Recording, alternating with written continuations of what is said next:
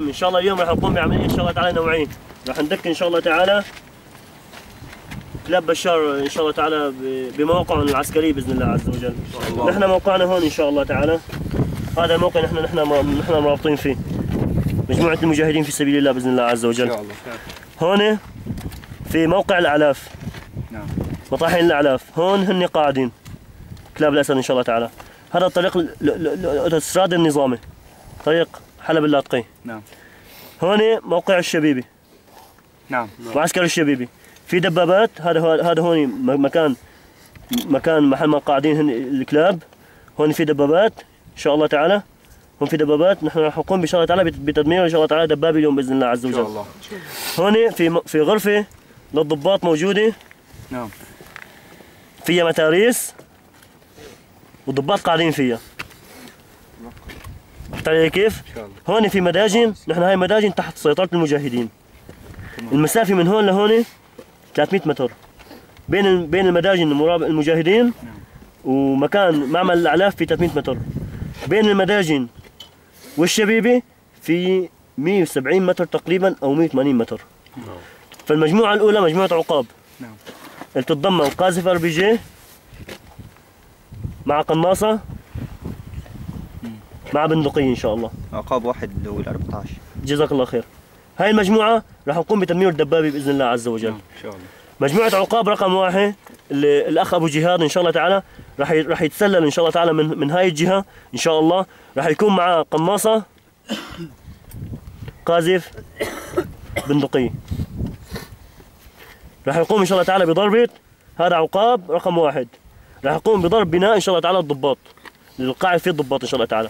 عقاب رقم 2 بقيادة أحمد الأحمد إن شاء الله بإذن الله عز وجل راح يقوم بالالتفاف إن شاء الله تعالى من وراء الحاجز إن شاء الله، من وراء البناء الموجود فيه الضباط إن شاء الله تعالى.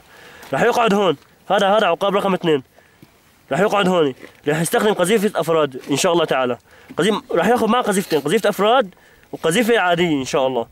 إذا قذيفة أفراد أول شيء نحن نعطيه أمر عقاب استعد نفذ العملية إن شاء الله تعالى.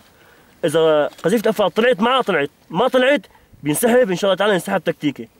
القذيفة الثاني إذا ما تطلع عليه الطيران الكامل ما بيضربه. راح يروحوا هون عقاب رقم 2 أحمد الأحمد، راح يروح هو وشخص معه بندقية، وهو راح يكون معاه قذف RPG وقذيفتين، قذيفة أفرادي وقذيفة عادي.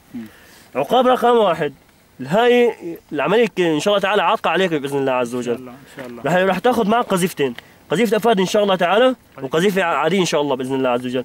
راح تضرب القذيفة، إذا طلعت الأفراد وما طلعت بدك تضرب بإذن الله عز وجل. العملية كلها عليك. في هون أنت عندك 3 شبابيك. هلا راح نشوفها على أرض الواقع إن شاء الله. 3 شبابيك، راح تنزل القذيفة بإذن الله عز وجل بقلب الشباك. إن شاء الله. بالضبط بالشباك، الضباط القاعدين هنا كلهم راح ينقتلوا. إن شاء الله. يعني أنت راح إن شاء الله تعالى راح تدك إن شاء الله تعالى الضباط. إن شاء الله بإذن الله عز وجل. إن شاء الله. نحن هون إن شاء الله تعالى عقاب المجموعة الرئيسية راح ندمر الدبابة. بعد ما نحن ندمر الدبابة بنقول إن شاء الله تعالى استعد عقاب 1 وعقاب 2 ننفذ عملية.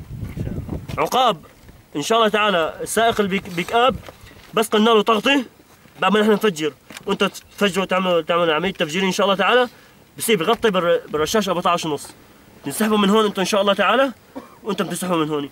بس مجموعتك وصلت لمكان الرباط المجاهدين الرشاش بصير بيضرب، ما بيضرب الرشاش حتى انت توصل باذن الله عز وجل. ولله الحمد لله منا ان شاء الله تعالى، نسال الله عز وجل الثبات والرضا والعافيه ان شاء الله تعالى. هلا راح نروح نشوف بناء الضباط اللي راح نقوم بتنفيذ العمليه عليه ان شاء الله تعالى. تكبير. الله اكبر. الله اكبر. الله اكبر. تكبير يا شباب. الله اكبر. الله اكبر.